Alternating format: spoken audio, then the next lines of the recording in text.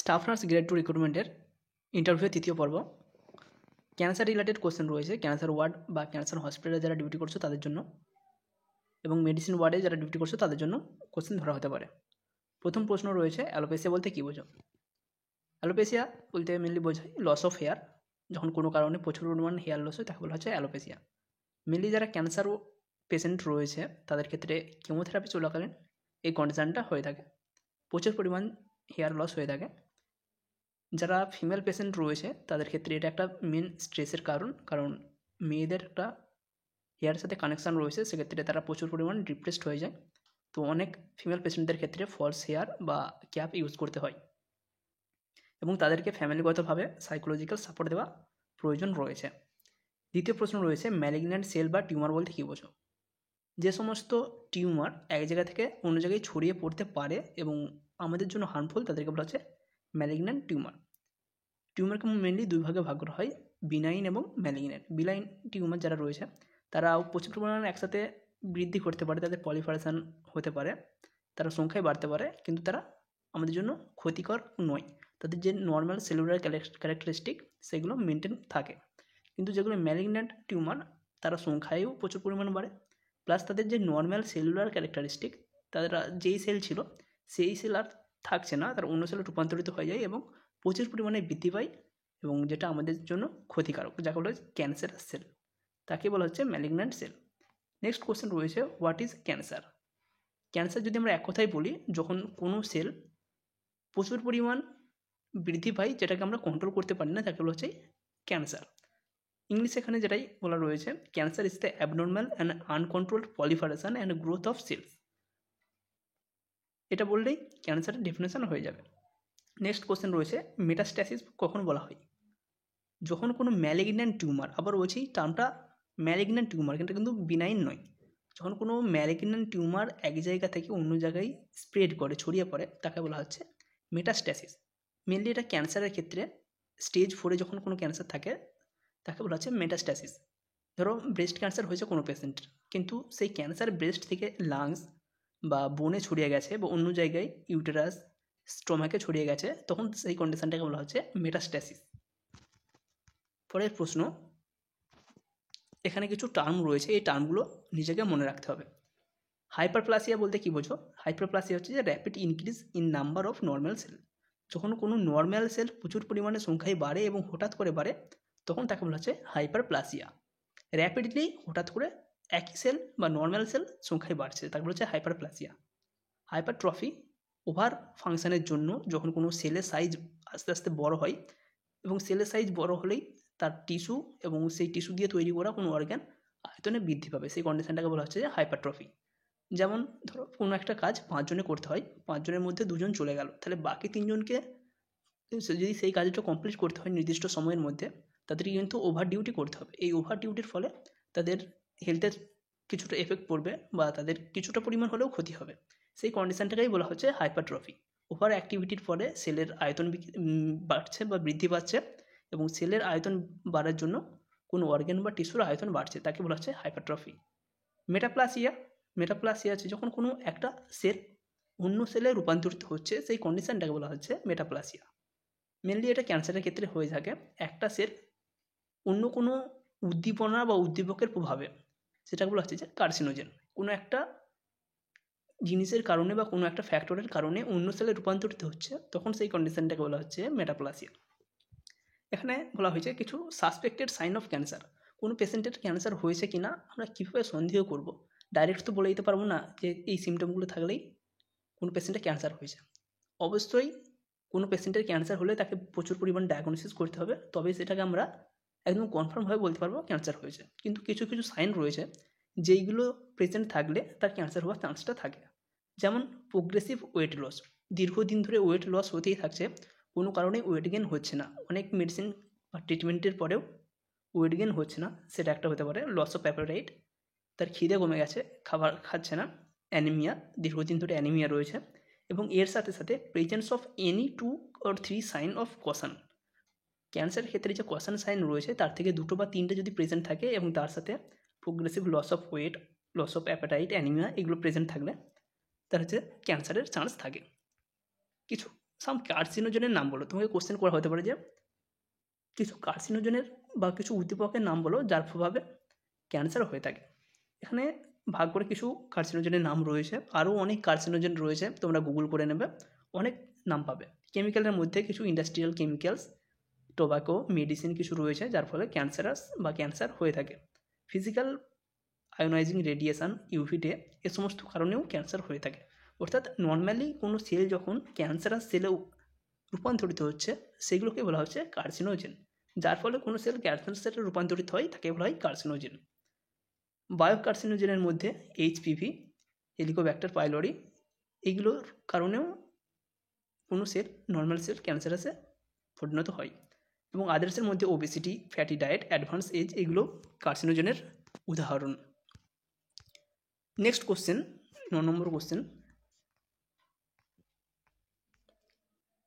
40 থেকে 55 বছর মহিলাদের মধ্যে কোন ক্যান্সার সবথেকে বেশি হয়? মেয়েদের মধ্যে সবথেকে বেশি হয়ে থাকে ব্রেস্ট ক্যান্সার, তারপর হয়ে থাকে সার্ভাইকাল ক্যান্সার। যারা 40 থেকে 55 বছরের মেয়ে রয়েছে তাদের ক্ষেত্রে ব্রেস্ট ক্যান্সারটাই সবথেকে বেশি হয়।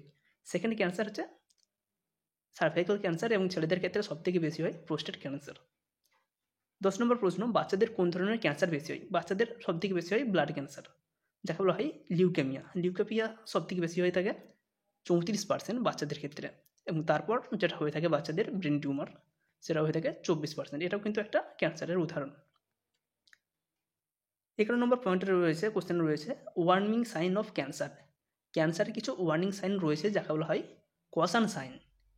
এই কশন সাইন নিয়ে আমরা একদম শেষের ভিডিও শেষেই আমরা একটা তোমাদের কাছে পিডিএফ দিচ্ছি, সেটা দেখলে কশন সাইনটা পুরোটা উল্লেখ করা রয়েছে, সেটা নোট করে রাখতে পারো। কশন সাইন ধরা হতেই পারে, সেটা যে কোনো ইন্টারভিউ, যে কোনো ক্যান্ডিডেটকেই ধরতে পারে, শুধু ক্যান্সার রিলেটেড কিন্তু নয়, যে কোনো কাকেও ধরা হতে পারে কশন সাইন।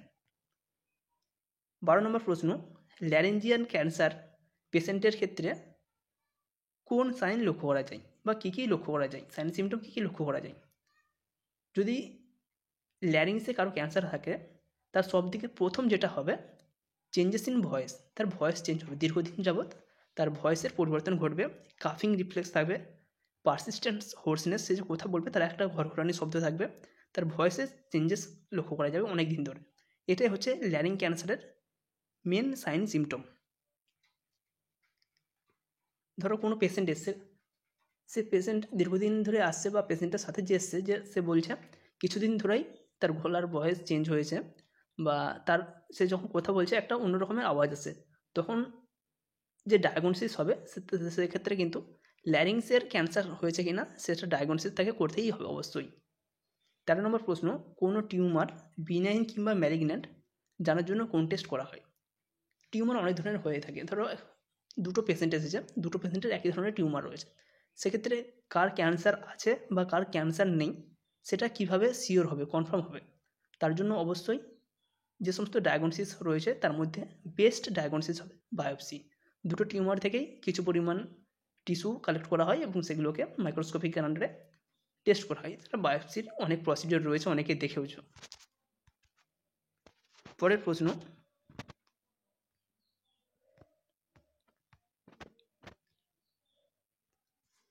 বিনাইন টিউমার এবং ম্যালিগন্যান্ট টিউমার কীভাবে ডিফারেন্সিয়েট করবে, কীভাবে বুঝবে কোনটা বিনাইন এবং কোনটা ম্যালিগন্যান্ট? বিনাইন টিউমারের ক্ষেত্রে সেল গ্রোথ অ্যাবনর্মালি হলেও তার নর্মাল সেলুলার ফাংশন বা ফিচার্স থাকবে, তাই এটি হবে হার্মলেস। দুটোই টিউমার, কিন্তু বিনাইন টিউমারও একই হয়তো সংখ্যায় বাড়ছে, একই আয়তনে বেড়ে যাচ্ছে, আর ম্যালিগন্যান্ট টিউমারও আয়তনে বাড়ছে, সংখ্যায় বাড়ছে তাদের, কিন্তু যেটা বিনাইন টিউমার তার নর্মাল যে সেলুলার ক্যারেক্টারিস্টিক, তার একটা সেল যখন নর্মাল অবস্থায় যে সেল ছিল পরবর্তীতে যখন রূপান্তরিত হচ্ছে তার সেলের ক্যারেক্টারিস্টিক কিন্তু একই থাকবে, সেক্ষেত্রে সেটা হার্মলেস, আমাদের শরীরের সাথে সেটা অ্যাডজাস্ট করতে পারবে। কিন্তু ম্যালিগন্যান্ট টিউমার তার যে গ্রোথটা হবে তার যদি আমরা বায়োপসি করে টেস্ট করি তখন দেখা যাবে তার একদম প্রথম অবস্থায় আমাদের শরীরের সাথে তার যে নর্মাল সেল ছিল, নর্মাল সেলের পর যখন সেটা টিউমারে পরিবর্তন হয়েছে তখন যে সেল ক্রিয়েট হয়েছে, উৎপন্ন হয়েছে, তার সাথে কিন্তু নর্মাল সেলের ক্যারেক্টারিস্টিক বা আগের সেলের ক্যারেক্টার মিলবে না, সেক্ষেত্রে সেটা আমাদের শরীরের জন্য ক্ষতিকর। এটাই হচ্ছে মেন ডিফারেন্স হয়ে থাকে একটা নর্মাল সেলুলার ক্যারেক্টারিস্টিক থাকে প্রেজেন্ট আর একটা থাকে না। 15 নম্বর কোশ্চেন, কেমোথেরাপির সময় মোস্ট কমন সাইড এফেক্ট কোনটি? কোনো একটা পেশেন্ট কেমোথেরাপি পাচ্ছে, তার সব থেকে বেশি সাইড এফেক্ট কোনটা হয়? Bone marrow depression. অবশ্যই বোন ম্যারো ডিপ্রেশন হয়, এবং এক্ষেত্রে ব্লাড যে সেলগুলো রয়েছে সেগুলোর প্রোডাকশান অনেক পরিমাণে বাধাপ্রাপ্ত হয়। সেই জন্য অনেক আবার মেডিসিন রয়েছে, যেমন একটা ফিলগ্যাস্ট্রিন, এরকম অনেক মেডিসিন রয়েছে যার মাধ্যমে ডব্লিউবিসির সংখ্যাকে বাড়ানোর চেষ্টা করা হয়। কারণ ডব্লিউবিসি যদি কমে যায় সেক্ষেত্রে তার ইনফেকশান হওয়ার একটা চান্স থাকে। এবং কেমোথেরাপির সবথেকে মেন সাইড এফেক্ট এটাই, বোন ম্যারো ডিপ্রেশন। 16 নম্বর প্রশ্ন, জেরোস্টোমিয়া কাকে বলে? জেরোস্টোমিয়া, মাইলোসাপ্রেশন, এগুলো কিন্তু কেমোথেরাপি এবং রেডিওথেরাপির একটা সাইড এফেক্ট। জেরোস্টোমিয়ার ক্ষেত্রে কী হয়? Dryness of oral cavity due to decreased function of salivary gland. যখন কোনো পেশেন্টের হেড বা নেকে রেডিয়েশন থেরাপি দেওয়া হয় তখন আমাদের যে স্যালাইভারি গ্ল্যান্ড রয়েছে তার ফাংশন অনেক অ্যাফেক্টেড হয় এবং ফাংশানটা অনেক কমে যায়, স্যালাইভেশন প্রোডাকশানটা অনেকটা কমে যায়। সেই জন্য ড্রাই মাউথ এই ঘটনা ঘটে থাকে, যাকে বলা হচ্ছে জেরোস্টোমিয়া। মাইলোসাপ্রেশন কাকে বলা হচ্ছে? Low blood count in circulation. আমাদের ব্লাডে যখন ব্লাড সেলগুলোর কাউন্ট কমে যাচ্ছে সেই ঘটনাটাকে বলা হচ্ছে মাইলোসাপ্রেশন। এগুলো রেডিয়েশন এবং কেমোথেরাপির এক একটা সাইড এফেক্ট। নেক্সট রয়েছে staging of cancer. Staging of cancer এবং কশন সাইন অফ ক্যান্সার, এই দুটো ইম্পর্টেন্ট, খুব ইম্পর্টেন্ট। এখানে তোমাকে যেমন খুশিভাবে ঘুরিয়ে কোশ্চেন ধরতে পারে এবং তোমাকে বলা হতে পারে এটা কোন স্টেজ বলো, বা কার্সিনোমা ইন সিটু কাকে বলবো, 4th স্টেজের ক্যারেক্টারিস্টিক বলো। এখানে দেওয়া রয়েছে স্টেজ 0 বা কার্সিনোমা ইন সিটু, এক্ষেত্রে ক্যান্সার কোথায় প্রেজেন্ট থাকবে? Malignant cell changes in the epithelial tissue but could not cross the basement membrane. Carcinoma in situ বা স্টেজ 0-র ক্ষেত্রে যে ম্যালিগন্যান্ট টিউমার ক্রিয়েট হলো সেটা এপিথেলিয়াল সেলের মধ্যেই লিমিটেড থাকবে, সেটা বেসমেন্ট মেমব্রেনকে ক্রস করে যে কাছাকাছি সেল বা টিস্যু রয়েছে তাদেরকে অ্যাফেক্ট করবে পারবে না বা ছড়াতে পারবে না। এটা হচ্ছে যে স্টেজ 0 বা কার্সিনোমা ইন সিটু। স্টেজ 1-এর ক্ষেত্রে cancer involves in the primary site. Cancer যেখানে হয়েছিল সেই জায়গাতেই লিমিটেড রয়েছে, but do not spread to nearby tissue. সেটা কিন্তু নিয়ার বাই টিস্যুকে অ্যাফেক্ট করতে পারছে না। একদম যেখানে হয়েছিল হয়তো সেখানে কিছুটা পরিমাণ আয়তনে বেড়েছে, সেই লোকালিটির মধ্যেই রয়েছে, কিন্তু নিয়ার বাই টিস্যুকে অ্যাফেক্ট করতে পারেনি। স্টেজ 2-এর ক্ষেত্রে cancer spread to nearby tissue but still in the primary site.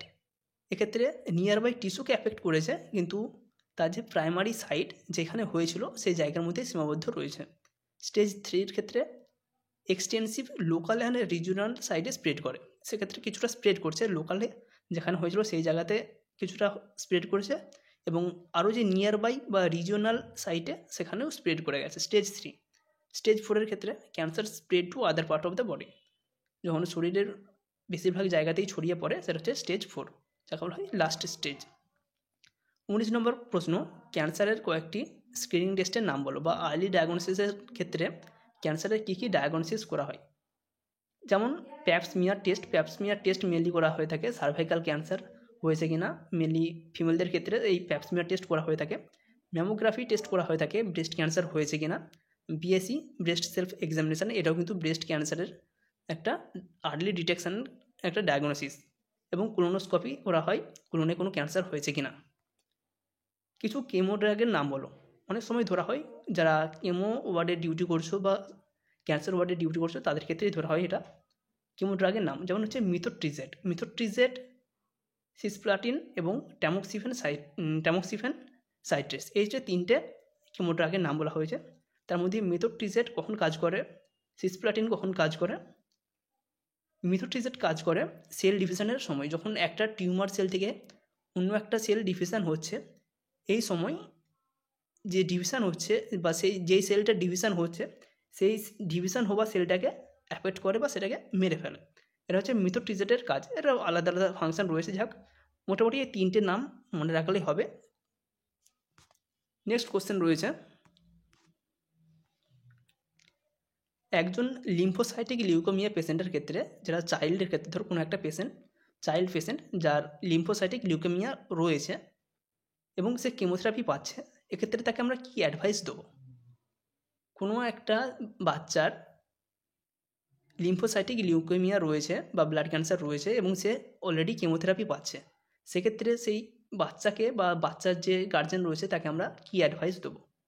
প্রথমে অ্যাডভাইস হবে পার্সোনাল হাইজিন যেন মেনটেন করে, বাচ্চার যেন পার্সোনাল হাইজিন ডেলি মেনটেন করা হয়। অ্যাভয়েড ক্রাউড এড়িয়ে চলতে হবে। Avoid contact with infected person, যখন কোনো পেশেন্টের ইনফেকশন থাকছে সেই পেশেন্টকে অবশ্যই এড়িয়ে যাওয়া ভালো। এবং 4 নম্বর রয়েছে aware of sign and symptom of infection, যেমন ফিভার, কাফ, সোর থ্রোট, এই সমস্ত যদি ইনফেকশন বাচ্চার হয়ে থাকে, সেগুলো যদি হয়ে থাকে তো অবশ্যই ডাক্তারের সাথে পরামর্শ করতে হবে। এবার কী কারণে এই জিনিসগুলো তাকে আমরা হেলথ রোগ দেবো? যেহেতু তার ব্লাড ক্যান্সার অলরেডি হয়েছে এবং কেমো পাচ্ছে, কেমোথেরাপির সময় আমরা এমনি বলেছি কেমোর সাইড এফেক্ট হচ্ছে বোন ম্যারো সাপ্রেশন। এক্ষেত্রে যে ব্লাড সেলগুলো রয়েছে সেগুলো প্রোডাকশান হয় না এবং ডব্লিউবিসি কাউন্টও যেহেতু কমে যাচ্ছে, প্রচুর পরিমাণ ডব্লিউবিসি কাউন্ট কমে যায়, সেক্ষেত্রে তার ইনফেকশান হওয়ার চান্স থাকে। এমনিতেই ব্লাড ক্যান্সার, তার উপর ডব্লিউবিসি কাউন্ট যদি কমতে থাকে তাহলে তার অপরচুনিস্টিক যে সমস্ত ইনফেকশানগুলো রয়েছে তার হওয়ার চান্স থাকে। তাই ইনফেকশানটাকে ভালোভাবে এড়িয়ে চলতে হবে, পার্সোনাল হাইজিন মেনটেন করতে হবে, ক্রাউডকে অ্যাভয়েড করতে হবে, ইনফেক্টেড পার্সনকেও অ্যাভয়েড করতে হবে। নেক্সট কোশ্চেন রয়েছে 22 নম্বর। তোমাকে বলা হতে পারে যে ব্লাড ক্যান্সার তাকে আমরা কী নামে ডেকে থাকি বা কী নাম বলে থাকি, ব্লাড ক্যান্সারের অপর নাম কী? ব্লাড ক্যান্সারের অপর নাম হচ্ছে লিউকেমিয়া বা ব্লাড ক্যান্সার। এবং লিউকোপেনিয়া বলতে কী বোঝা হচ্ছে? লিউকোপেনিয়া বলতে বোঝা হয় যখন ডব্লিউবিসি কাউন্ট তুলনামূলকভাবে প্রচুর পরিমাণ কমে যায় তখন তাকে বলা হয় লিউকোপেনিয়া। এবং থ্রম্বোসাইটোপেনিয়া, প্লেটলেটের কাউন্ট যদি কমে যায় তখন তাকে বলা হয় থ্রম্বোসাইটোপেনিয়া। এই হচ্ছে কেমোথেরাপি রিলেটেড বা ক্যান্সার রিলেটেড কিছু কোশ্চেন।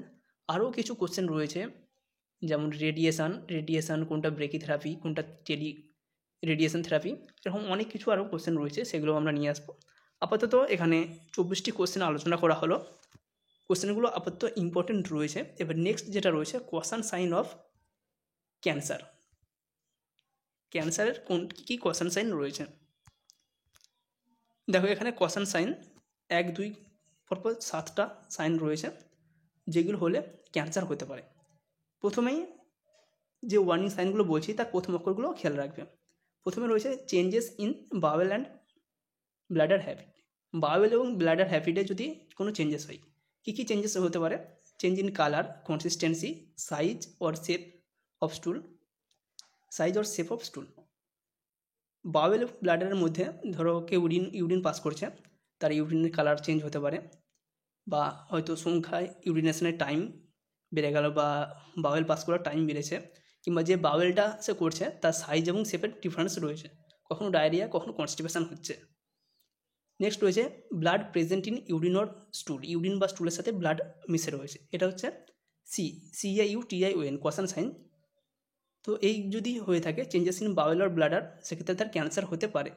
দ্বিতীয় নম্বর রয়েছে এ সোর দ্যাট ডাজ নট হিল, যদি কোনো মনে হচ্ছে কোনো একটা ঘা হয়েছে বা কোনো একটা টিউমারের মতো হয়েছে, সেটা কিন্তু সারছে না, সেটা ভালো হচ্ছে না, যেমন ছিল 2-3 মাস 1 বছর একই থেকে যাচ্ছে, সেক্ষেত্রে ক্যান্সার হওয়ার চান্স থাকে। কী কী হতে পারে? সোর থ্রোটের ক্ষেত্রে don't seem to be getting better over time, অনেক দিন ধরেই মনে হচ্ছে এই সোরটা ভালো হচ্ছে না। আর গেটিং বিগার, যদি সোর আরও আস্তে আস্তে বাড়তে থাকে, গেটিং মোর পেনফুল, আরও বেশি যন্ত্রণাদায়ক হচ্ছে। আর স্টার্টিং টু ব্লিড, এবং দীর্ঘদিন ধরে এটা ব্লিডিং হয়েই যাচ্ছে, কোনো মেডিসিনেই কাজ হচ্ছে না, সেক্ষেত্রেও একটা ক্যান্সার হতে পারে। Unusual bleeding or discharge, bleeding বা ডিসচার্জটা আনইউজুয়াল হচ্ছে, নর্মালি হচ্ছে না। Blood in urine or স্টুল, urine এবং স্টুলের সঙ্গে ব্লাড আসছে। Discharge from any part of your body, for example nipple অথবা পেনিস, নিপেল বা পেনিস দিয়ে ব্লাড আসছে এবং অন্য কোনো সিক্রেশন আসছে, সেটাও একটা ক্যান্সারের সাইন হতে পারে। 4 নম্বর রয়েছে thickening or lump in breast or other part of the body, breast বা অন্য কোথাও যদি লাম্প বা টিউমারের মতো কিছু বুঝতে পারা যায়, সেটা একটা ক্যান্সারের সাইন হতে পারে। এক্ষেত্রে any lump found in the breast when doing self examination, যারা BSc করো ব্রেস্ট সেলফ এক্সামিনেশান, তাদের ক্ষেত্রে এটা দেখতে হবে কোনো লাম্প প্রেজেন্ট আছে কি না। Indigestion or difficulty in swallowing, খেতে অসুবিধা হচ্ছে বা হজম হচ্ছে না, সেক্ষেত্রে দুটো ক্যান্সার হতে পারে, ল্যারিংসের একটা ক্যান্সার হতে পারে বা স্টোমাকের ক্যান্সার হতে পারে। Feeling of pressure in throat or chest which makes swallowing uncomfort অথবা feeling full without food or with a small amount of food. যদি স্টমাকের ক্যান্সার হয় সেক্ষেত্রে হয়তো খিদে থাকবে না, বা অল্প খেলেই মনে হচ্ছে যে আমাদের খিদে ঠিক হয়ে গেছে বা খেতে পারছে না, সেটার ক্ষেত্রে স্টমাকের ক্যান্সার হতে পারে। বা যখন খাচ্ছে তখন চেস্টের ইরিটেশন হচ্ছে বা কোনো যন্ত্রণা হচ্ছে, সেক্ষেত্রে থ্রোট ক্যান্সার বা ল্যারিংসের ক্যান্সার হতে পারে। অবভিয়াস চেঞ্জ ইন মোলস বা স্কিন র্যাশ। যদি স্কিনের কোনো চেঞ্জেস ঘটে, এক্ষেত্রে স্কিনের চেঞ্জেস কীভাবে বুঝবে, এবিসিডি এখানে রুল দিয়েছে। Asymmetry, border, colour. অ্যাসিমেট্রি অর্থাৎ does the mole look same in all the parts or where there differences. যদি কোনো মোল বা কোনো র্যাশ থেকে থাকে, ধরো দু জায়গায় দুটো র্যাশ হয়েছে, সেক্ষেত্রে আমাদেরকে লক্ষ্য রাখতে হবে সেটা একই রকম কিংবা আলাদা। কিংবা কোনো একটা র্যাশ হয়েছে, তাকে যদি আমরা দুভাগে ভাগ করি, লক্ষ্য রাখতে হবে তার দুটো পার্টেই সমান একই ধরনের স্ট্রাকচার কিনা বা ডিফারেন্স কিছু রয়েছে। Border, are the border sharp or ragged.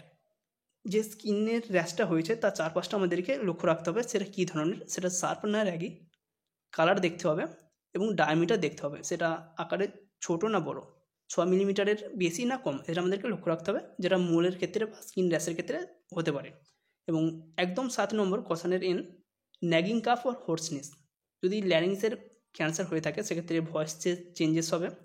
Calf that does not go away, দীর্ঘদিন ধরে কাশি হবে যেটা অনেক দিন ধরে থাকার পরেও যাচ্ছে না, অনেক মেডিসিন খাওয়ার পরেও যাচ্ছে না।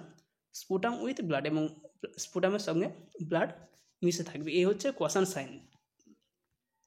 CAUTION, দেখো প্রতিটা ওয়ার্ডের প্রথমের সাথে ম্যাচ করছে, সেই জন্য এটাকে বলেছে কোশ্চেন সাইন। ক্যান্সারের এই সমস্ত কোশ্চেনগুলো যদি কারো প্রয়োজন হয় সেক্ষেত্রে তোমরা অবশ্যই ফলো করতে পারো। এবং ইন্টারভিউয়ের জন্য যারা ক্যান্সার ওয়ার্ডে কাজ করছো, তারা তোমাদের যে প্র্যাকটিক্যাল রিলেটেড অনেক কোশ্চেন রয়েছে সেগুলো কালেক্ট করতে পারো। Thank you.